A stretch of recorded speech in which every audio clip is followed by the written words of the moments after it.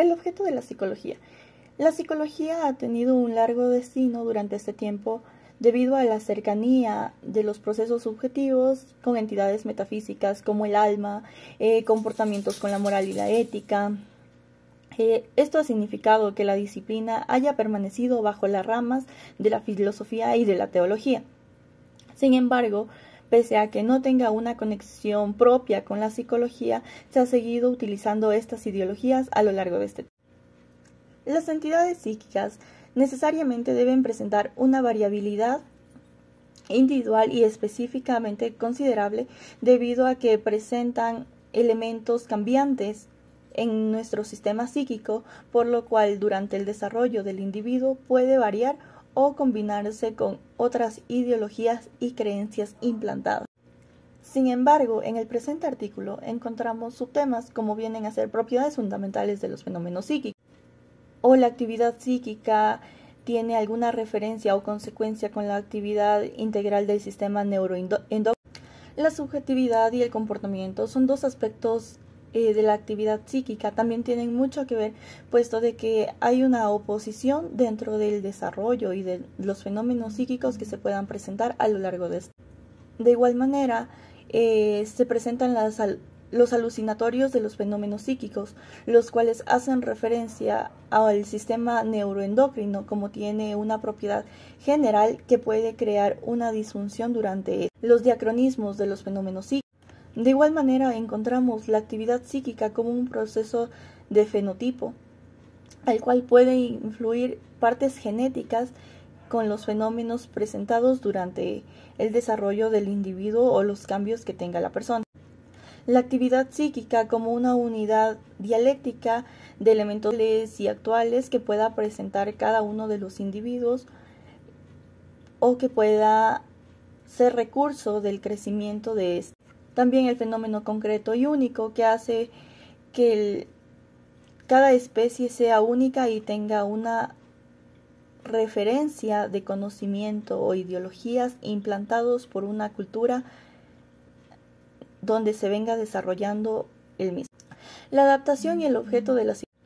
Cuando hablamos de adaptación, nos referimos a un aspecto morfológico, biológico, fisiológico y psicológico de una especie para poder sobrevivir en un ambiente. Todo esto influye en los componentes de fenotipo y de su genética del individuo para tener una mejor adaptación en el entorno en el que se encuentra. Todo esto es un proceso que se conlleva a lo largo de la vida del individuo para que tenga una mejor adaptación y costumbre con el entorno en el que pueda sobrevivir al mundo exterior y fenómenos psíquicos a los cuales se pueda presentar a lo largo de su desarrollo. Esto ayudará a que tenga un mayor desarrollo cognitivo, un desarrollo fisiológico, el cual pueda emplearse para su subsistencia. Hola, mi nombre es Esteban Garzón y voy a realizar la presentación acerca de la conectividad en las funciones ejecutivas y control cognitivo. Las funciones ejecutivas difieren, aunque están relacionadas, del control cognitivo. No son sinónimos, pero son dos conceptos estrechamente unidos. Las funciones ejecutivas se entienden como un conjunto amplio de procesos y subprocesos que trabajan para coordinar y organizar otras funciones cognitivas. Mientras que el control cognitivo está relacionado con la atención, la memoria de trabajo y la inhibición. Tenemos que las funciones ejecutivas son procesos de planificación, secuenciación, anticipación, razonamiento, flexibilidad, inhibición, solución de problemas, autorregulación, autocontrol y fluencia.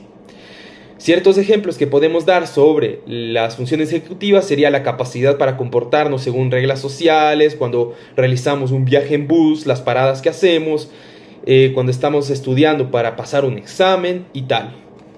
La tarea de pasar el examen. En cambio, lo que sería el control cognitivo, tenemos cuando, por ejemplo, ponemos atención a un teléfono.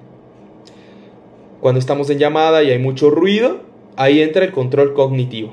Nos referimos a procesos de atención selectiva para denotar la selección de los estímulos relevantes y la inhibición de estímulos irrelevantes. Bien, hablando de la función ejecutiva, tenemos los lóbulos frontales. los cuales tradicionalmente se ha dicho que están muy vinculados con la misma. Se realizó un metaanálisis de los estudios de activación con resonancia magnética funcional, RMF, mediante diferentes paradigmas de función ejecutiva, y distinguieron 3 regiones de especialización funcional de la corteza prefrontal, que serían las más importantes: la corteza dorsolateral medial, la corteza ventrolateral medial y la corteza cingulada anterior dorsal. La activación de estas 3 regiones se podría decir que era similar en diferentes tipos de tareas cognitivas que implicaban la respuesta al conflicto, memoria de trabajo, cambio de tareas y discriminación perceptiva. Nuestro lóbulo frontal es el mayor de nuestro cerebro y ontogénicamente es el último en madurar. Su formación completa no llega hasta los 18 años de edad aproximadamente. Los lóbulos frontales, por lo tanto, se sitúan en lo más alto de la jerarquía de la evolución, pues sabemos que a diferencia de animales o de nuestros antepasados, los lóbulos frontales han ido desarrollándose cada vez más, rostralmente dotándonos de las capacidades que nos hacen propiamente humanos. Una discusión de la neurociencia actual es si también existe una jerarquía funcional y si estas últimas áreas de evolución anteriores se encargan de los procesamientos más complejos o abstractos. Aún así, los resultados de diferentes estudios no fueron tan concluyentes, ya que la hipótesis se ajusta solo en algunos dominios. La jerarquía se obtuvo para las representaciones que van de lo concreto, sometidas a un control temporal próximo, a lo abstracto, sometidas a un control temporal más amplio, en el eje que recorre desde la corteza premotora hasta la parte más frontopolar, dando resultados que fueron muy similares en un estudio con memoria de trabajo. En cambio, para las relaciones complejas entre estímulos no solo se observó esta disposición jerárquica, sino una activación ventromedial, dorsolateral y frontolateral para el procesamiento de características concretas, relaciones de primer orden y relaciones de segundo orden respectivamente. La importancia que existe en el estudio de la cognitividad en la corteza prefrontal y funciones ejecutivas data de que no solo los pacientes con lesiones frontales manifiestan un síndrome desejecutivo, sino que también se evidencia una disfunción ejecutiva en pacientes con lesiones en otras estructuras. Tenemos un ejemplo de los ganglios de la base, el globo pálido o el cerebelo, lo cual sugiere que estas estructuras también desempeñan un papel fundamental en la función ejecutiva mediando a través de circuitos. Por ejemplo, la enfermedad de Parkinson, a menudo los neuropsicólogos identifican déficits disejecutivos, pues el circuito corticoestriado está estrechamente unido a la corteza frontal a través del tálamo y el globo pálido, lo cual explica la sintomatología asociada. Y gracias a estos estudios, hoy ya es posible caracterizar estas redes mediante los análisis de conectividad estructural y funcional, lo que nos permite ayudar de mejor manera a estos pacientes. También tenemos áreas, circuitos y redes implicadas en la función ejecutiva y el control cognitivo. Tenemos que mencionar que hoy en día podemos afirmar rotundamente que la participación de los lóbulos frontales en la función ejecutiva es necesaria, pero aún así insuficiente, para explicar un constructo tan amplio que abarca múltiples de subprocesos.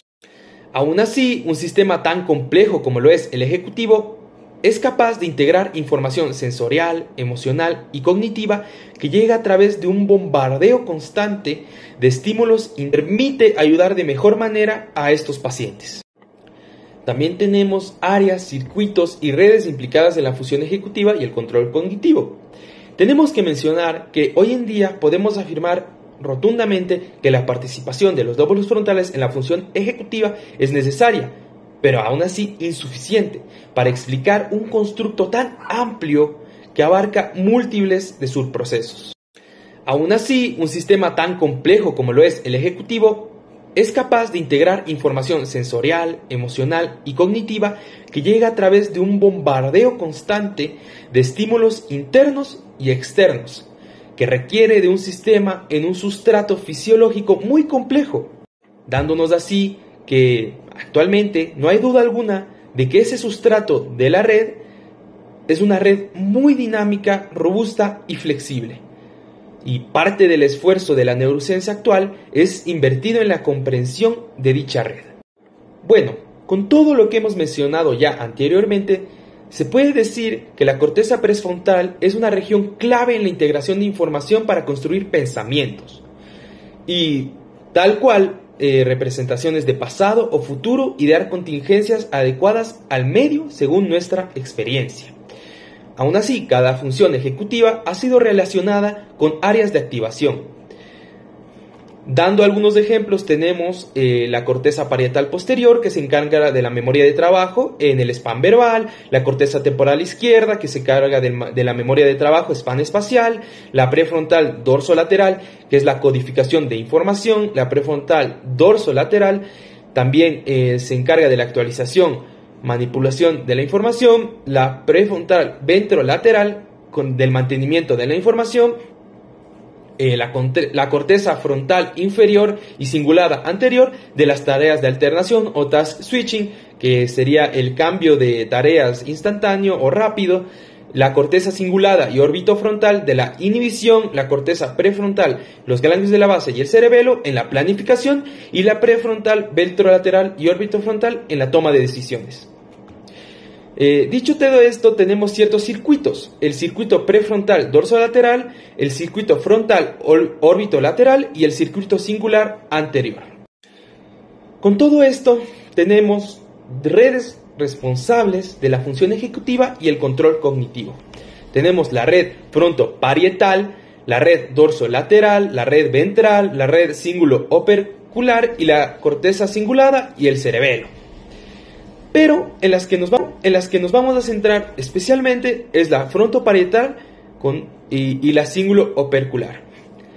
La red frontoparietal se encarga del inicio y el ajuste rápido a la tarea y se activa ante información relevante para la tarea, mientras que la red cíngulo-opercular es una red estable encargada del mantenimiento de la tarea. Encontrar una red de control cognitivo que no solo implica áreas prefrontales, sino que también implica regiones frontales y parietales, hace que la neurociencia como tal actual se pueda plantear, al menos, el entendimiento de la función ejecutiva más allá de la corteza prefrontal y cambiar la perspectiva que desde hace años se ha venido estudiando. Para finalizar, hay que decir que la conectividad es un concepto que tiene que ver con la activación, con la sincronía y con la dinámica temporal. Sin embargo, el estudio de cada variable por separado no es útil para conocerla. El conocimiento sobre los circuitos también resulta insuficiente. Varios circuitos pueden estar implicados en una misma red, como pueden estar separados como tal. Gracias. A continuación, mi compañero sigue con los síndromes de desconexión. Yo les voy a hablar acerca de la interocepción cardíaca como mecanismo de regulación de las conductas y emociones. Empecemos con qué es la interocepción. Bueno, este es el conjunto de procesos mediante los cuales el cerebro recibe, procesa y envía información acerca de los estados de nuestro organismo, tales como contracciones viscerales, señales cardíacas, cambios de temperatura, dolor, etc. Esto propone estudiar las relaciones entre el cerebro, corazón y nuestras vísceras para la regulación de procesos homeostáticos, emocionales, cognitivos y conductuales. El término fue acuñado por Sherrington para señalar una diferencia entre la información ascendente proveniente del interior de nuestro cuerpo y aquella asociada con estímulos del entorno, que vendrían a ser estímulos externos, y esta sería la información esteroceptiva. Es importante recalcar que la interocepción no equivale a la homeostasis, ya que ésta se refiere al mantenimiento de parámetros fisiológicos óptimos y estables, mientras que la interocepción supone vínculos más complejos entre los estados fisiológicos y procesos cognitivos de alto nivel. Estos están relacionados con la conducta, la emoción, la motivación. La regulación de las funciones cardiovasculares implica un alto grado de la integración entre los sistemas nerviosos autónomos con sus vías parasimpáticas y simpáticas y también del sistema nervioso central. Entre los componentes directamente relacionados con los procesos de interocepción cardíaca tenemos primero el componente sensorial aferente parasimpático mediado por el nervio vago. Luego tenemos la vía somatosensorial interoceptiva. Bueno, las ramas del nervio parasimpático del nervio vago que inervan al corazón, estos tienen componentes motores que son eferentes y también sensoriales que son aferentes, en la información que subyace a múltiples reflejos cardíacos. Entonces, los cuerpos de las neuronas aferentes se encuentran en los ganglios de las raíces dorsales, es decir, los ganglios de los nervios cervicales, nervio yugular y plexiforme. Estas fibras se proyectan bisexualmente al núcleo del tracto solitario. Este está ubicado en la porción posterolateral del bulbo raquídeo. Este recibe e integra información sensorial visceral con proyecciones descendentes y proyecta sobre sus estructuras efectoras que lo median múltiples reflejos cardíacos. Las aferencias del nervio vago no arriban a la conciencia. Estas se vinculan más bien a la sensación difusa y a la conducta alimentaria. Por otro lado, en el núcleo del tracto solitario se integra la información de la vía interospectiva somatosensorial. La información interospectiva somatosensorial, al igual que la esterospectiva, arriba al sistema nervioso central mediante vías ascendentes. También es importante mencionar que el núcleo del tracto solitario recibe información sensorial desde los nervios parasimpáticos, tanto el vago como el facial, y también información simpática desde los vasoreceptores. En las interospecciones cardíacas, las fibras sensoriales primarias se originan en las terminaciones desnudas de pequeños haces en el pecho. Estas se encuentran a nivel medular. La información nociceptiva y térmica arriba en las neuronas de la lámina del asta anterior, cuyos axones cruzan en el mismo nivel de la médula y ascenden por el tracto espinolateral.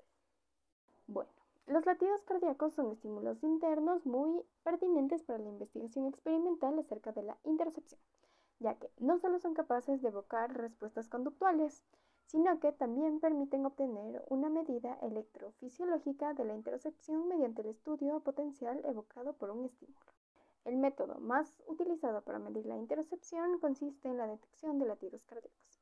Esta tarea, propuesta originalmente por Chartrey, consiste en dirigir la atención de los latidos cardíacos para controlarlos en silencio, sin ayuda de ningún dispositivo para la detección del pulso ni estetoscopios. Al tratarse de una tarea simple, no invasiva, puede aplicarse sin dificultad en ámbitos clínicos. Otro enfoque similar es la tarea de discriminación, en la que los participantes escuchan sus propios latidos mezclados con otros sonidos similares y deben identificar los primeros. Una versión modificada del paradigma de Chartrey permite cuantificar el desempeño de conducta del participante mientras obtiene registros directos del electrocardiograma. Esta tarea permite estudiar el aprendizaje interoceptivo mediante una condición de retroalimentación por vía de un estetoscopio, o mediante la transformación de la señal cardíaca en un audio. El corazón genera en cada bombeo un evento aferente denominado potencial evocado cardíaco. Este potencial constituye un biomarcador robusto de la interocepción cardíaca. Por ejemplo, permite discriminar entre sujetos sanos y pacientes con patologías psiquiátricas o neurológicas. También se ha evidenciado que la percepción de los latidos cardíacos es relevante en la experiencia emocional. Múltiples circunstancias atemorizantes como situaciones acaloradas o situaciones de intimidad pueden elevar la frecuencia cardíaca hasta que cada latido se sienta como un golpe en el pecho. En la teoría de James y Lange, en su modelo periférico, la de las emociones, estos autores conciben dichos estados como eventos cognitivos producidos por los cambios corporales y reflejos ante estímulos externos. Por otro lado, varios estudios muestran que los estímulos interoceptivos se asocian con la actividad de la corteza somatosensorial.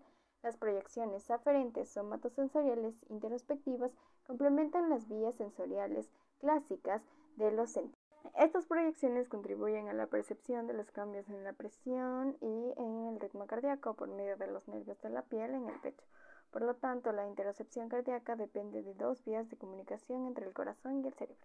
La primera está mediada por nervios aferentes del corazón hacia áreas de la sustancia gris localizadas en la corteza insular y la cingula anterior, y la segunda, que es la vía somatosensorial, que constaría en los nervios aferentes en la piel en la zona del pecho hacia la corteza somatosensorial. Para comprobar la complementariedad de las vías interoceptivas para la percepción visceral del cuerpo se realizó un estudio utilizando isoproterenol. Este anestésico bloquea la llamada vía somatosensorial, por lo que el compromiso de una función homeostática como la presión arterial puede afectar al flujo de información de ambas vías interoceptivas, o al menos impactar de manera independiente en procesos interoceptivos y dominios cognitivos asociados. Una situación importante es el daño de los orígenes de las vías periféricas como las arterias, la aorta y la carótida, que dan origen a la inervación vagal del corazón. Esto podría reducir la capacidad interoceptiva en ausencia de una afectación neurocognitiva. Por lo que la interocepción es un constructo multidimensional que comprende al menos tres dimensiones. La primera es la precisión interoceptiva. Se operaaliza mediante la tarea por lo que la interocepción es un constructo multidimensional que comprende al menos 3 dimensiones. La primera es la precisión interoceptiva. Se personaliza mediante la tarea de detección de latidos del corazón y se refiere al rendimiento de objetivos de los sujetos en la prueba. La segunda es la sensibilidad interoceptiva. Esta describe la percepción subjetiva de los sujetos acerca de cuán bien se desempeñaron en las condiciones de dicha tarea. Y la tercera es la dimensión conciencia interoceptiva. Se refiere a la concordancia entre los rendimientos objetivos y la percepción subjetiva del individuo. En Yorkshire se estudió a un grupo de pacientes con trastornos de ansiedad que habían sufrido ataques de pánico la semana previa a la evaluación. En este estudio se propuso comprobar si se plantea una teoría cognitiva interoceptiva. Los pacientes con ataques de pánico solo se diferencian como grupo en la dimensión de conciencia interoceptiva, que se relaciona más con procesos metacognitivos que con una condición fisiológica básica. Es importante mencionar que las dimensiones de presión, conciencia, metacognición, sensibilidad y aprendizaje interoceptivo permiten identificar los diferentes grados de afectación interoceptiva en las patologías psiquiátricas y neurológicas. Las teorías clásicas de la emoción postulan que la interocepción es un componente clave de la experiencia emocional. Otros modelos convergentes postulan una asociación entre la interocepción en procedimientos emocionales y la cognición social. Estos modelos triparietarios basados en una hipótesis neuroanatómica y neurofuncional son útiles para abordar sintomatologías.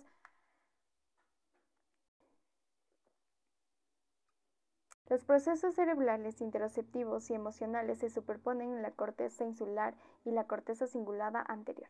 El tono vagal es un constructo psicofisiológico que a menudo se cualifica mediante la variabilidad parasimpática y la amplitud de la arritmia sinusal respiratoria y se relaciona con la regulación emocional.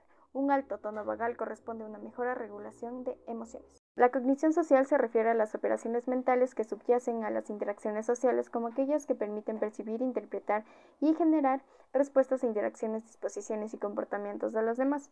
La empatía. En este caso, esta capacidad de experimentar las emociones de los otros es una función multicompondensal, ya que incluye aspectos sensorio-motores, afectivos y cognitivos. Tanto la interocepción como los procesos de procesamiento de emociones y cognición social convergen en las áreas específicas. Si bien la corteza insular anterior derecha resultó ser la región más frecuente asociada a los 3 procesos mencionados anteriormente, también se encontraron convergencias significativas en la corteza insular anterior izquierda, la corteza cingulada anterior derecha y el polo temporal derecho. Dolphy realizó un estudio con pacientes con lesiones frontoinsulotemporales producto de un accidente cardiovascular isquémico y estos pacientes, incluidos en este estudio, se encontraban cognitivamente estables. Tuvieron un desempeño selectivamente inferior a los controles de las tareas conductuales de introspección cardíaca, también un rendimiento inferior en el reconocimiento de emociones y cognición social. Por lo tanto, en los procesos interoceptivos intervienen varios mecanismos neurocognitivos que se ven afectados en varias patologías neurológicas y psiquiátricas. En los trastornos psiquiátricos, principalmente en el trastorno de pánico, se ha demostrado la importancia de la dimensión de la percepción y conciencia en el monitoreo de las señales internas. Por otro lado, en los desórdenes psiquiátricos como la depresión, anoresias nerviosas, trastornos disociativos como la despersonalización, se ha observado alteraciones en la precisión interoceptiva. Para tratar estos desórdenes psiquiátricos muchas veces se utilizan psicofármacos. Estos logran reducir los síntomas típicos de algunos cuadros clínicos. Sin embargo, su aplicación inevitablemente genera efectos nocivos en los aspectos del funcionamiento neuropsicológico. Por ende, es necesario desarrollar nuevas hipótesis farmacológicas que aborden este problema, ya que las benzodiazepaminas y los inhibidores de recaptación de serotonina afectan variables cardíacas como la variabilidad de la frecuencia cardíaca y se asocian a mayores riesgos de muerte súbita. Finalmente, podemos decir que el horizonte de la investigación de la interocepción está recién comenzando. Todavía se desconoce cuál es su participación en los estados de conciencia, coma, sueño, vigilia, y también en los procesos de memoria y lenguaje, en la configuración del esquema y de las imágenes corporales, en la percepción de los estados de la enfermedad, en el dolor crónico y la discapacidad motriz. Y ahora pasando para algunos síndromes de desconexión y patologías con afectación en el control cognitivo o la función ejecutiva, tenemos el autismo. Las personas que padecen de desórdenes dentro del aspecto autista prefieren espacios estructurados y rutinarios, pero cuando están expuestas a sucesos inesperados o sorpresas, les hace perder funcionalidad en su entorno, y esas dificultades son relacionadas con alteraciones en la flexibilidad cognitiva. Y varios estudios han encontrado patrones comunes de conectividad infuncional presentes en el autismo bajo 5 hipótesis. La primera es que la disminución de conectividad en el autismo se manifiesta principalmente en las conexiones de largas distancias corticales y en las conexiones subcorticales. En segundo, la disminución en conectividad está relacionada únicamente con alteraciones cognitivas y sociales y no con las sensoriales perceptivas. En tercero, la disminución en conectividad ocurre como consecuencia de otras anomalías anatómicas con problemas de la integración de la materia blanca. En cuarto, el cerebro del autista es capaz de adaptarse y generar estrategias compensatorias a la disminución de conectividad. En las zonas frontales y posteriores incrementa su conectividad. Y por último, la conectividad disfuncional en desórdenes del espectro autista no solo se puede observar en tarea compleja, sino también en resting state. Pasando para otro caso, tenemos la esquizofrenia. Los pacientes con esquizofrenia muestran una difusión en el funcionamiento de diferentes dominios ejecutivos, interfieren en el desarrollo de su día a día, con lo que fracasan en las pruebas neuropsicológicas de inhibición, de planificación, monitorización, memoria de trabajo y flexibilidad mental. Estos estudios recientes de Eisenberg y Berman demostraron que ponen en relación estos fracasos ejecutivos con anomalías de conectividad. Por último, tenemos el traumatismo craneoencefálico. Un estudio muy reciente ha analizado la conectividad intrínseca de la red dorsolateral y por defecto de la lesión axonal difusa. Observaron que se producía un desajuste del acoplamiento de esas redes con evidencia neuropsicológica de fallas sobre el control cognitivo. Y como vimos anteriormente, el acoplamiento de esas redes es fundamental en control cognitivo, sobre todo en el control de atencional. Y para concluir con este artículo, la neurociencia actual ha evolucionado dando una explicación a la función ejecutiva en términos de redes y conectividad, y ha conseguido llegar más lejos de la descripción tradicional de activación-función o de la lesión-patología. Esta nueva visión nos ha abierto conceptos de función ejecutiva mucho más allá de los lobos frontales y la corteza dorsolateral. Y a nivel clínico, estos nuevos conocimientos nos pueden ayudar a desarrollar medidas más ecológicas de evaluación y diseñar programas de rehabilitación para guiar el entrenamiento y reducir el profundo impacto que el déficit ejecutivo sobre la vida cotidiana de una persona.